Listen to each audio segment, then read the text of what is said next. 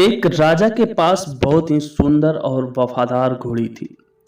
राजा अपनी घोड़ी पर जान छिड़कता था और घोड़ी राजा पर। दोनों एक दूसरे को जी जान से प्रेम करते थे। कई बार बड़े व भीषण युद्ध में घोड़ी ने अपनी जान पर खेलकर राजा के प्राण बचाए थे। समय बीतता गया। कुछ दिनों के बाद राजा की घोड़ी ने एक बच्चे को जन्म दिया, लेकिन बच्चा काना पैदा हुआ, पर शरीर हिष्ट पुष्ट सुडौल और बेहद खूबसूरत था। घोड़ी का बच्चा जब बड़ा हुआ, उसने अपनी माँ से पूछा, माँ, मैं बहुत बलवान हूँ पर काना हूँ, यह कैसे हो गया? उस पर घोड़ी बोली, बेटा, मैं जब गर्भवती थी और तू मेरे पेट में था, तब राजा ने मेरे ऊपर सवारी करते समय मुझे एक कोड़ा मार दिया था, क्योंकि मेरे पैर फिसलने के कारण राजा जमीन पर गिर पड़ा था, जिसके कारण तू काना हो गया। क्योंकि उस वक्त मुझे चोट लग गई थी।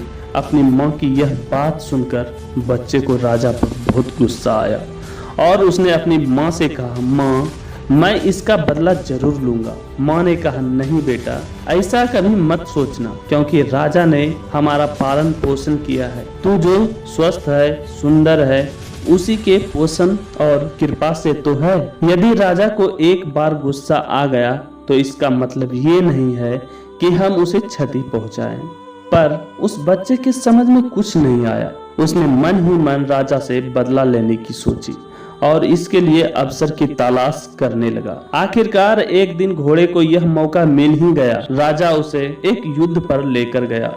युद्ध के दौरान लड़ते लड़ते राजा बुरी तरह घायल हो गया। शत्रुओं ने उसे चारों तरफ से घेर लिया, लेकिन घोड़ा अपनी जान पर खेलकर उसे तुरंत उठाकर वापस महल ले आया और राजा की जान बच गई। जब घोड़े की मां को इस घटना का जानकारी हुई तो उसे अपने बेटे पर बहुत ताज्जुब हुआ और वह अपने बेटे के इस रवैये से मन ही मन बहुत खुश हुई। घोड़े ने अपने माँ से पूछा, माँ, आज राजा से बदला लेने का बहुत अच्छा मौका था, पर युद्ध के मैदान में बदला लेने का ख्याल ही नहीं आया और ना ही मैं ले पाया। मन ने गवाही नहीं दी, बल्कि राजा को विपत्ति से घिरा देख उल्टे मेरा खून खौल उठा और मैंने हर हाल में उसकी हिफाजत करने की ठान ली, भले ही मेरी जान चली जाती।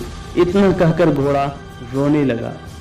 इस पर घोड़ी ने मुस्कुराकर गंभीरता से कहा, बेटा, तेरे खून में और तेरे संस्कार में धोखा है ही नहीं। तू जानबूझकर धोखा दे नहीं सकता, साथ ही तुझसे नमक हरामी हो नहीं सकती, क्योंकि तेरी नस्ल में तेरी माँ का ही तो अंश है। वास्तव में आज जो तूने किया यही तेरा फर्ज था, और अगर तू अपने फर्ज के लिए कुर्बान भी हो जाता तो मुझे तुझ पर फक्र होता। वाकई यह सत्य है कि जैसे हमारे संस्कार होते हैं वैसा ही हमारा मन का व्यवहार होता है। अच्छा व्यवहार आपके जीवन की वो तस्वीर है जिसे जितना ज्यादा अपनाओगे आपकी चमक उतनी ही ज्यादा बढ़ती जाएगी।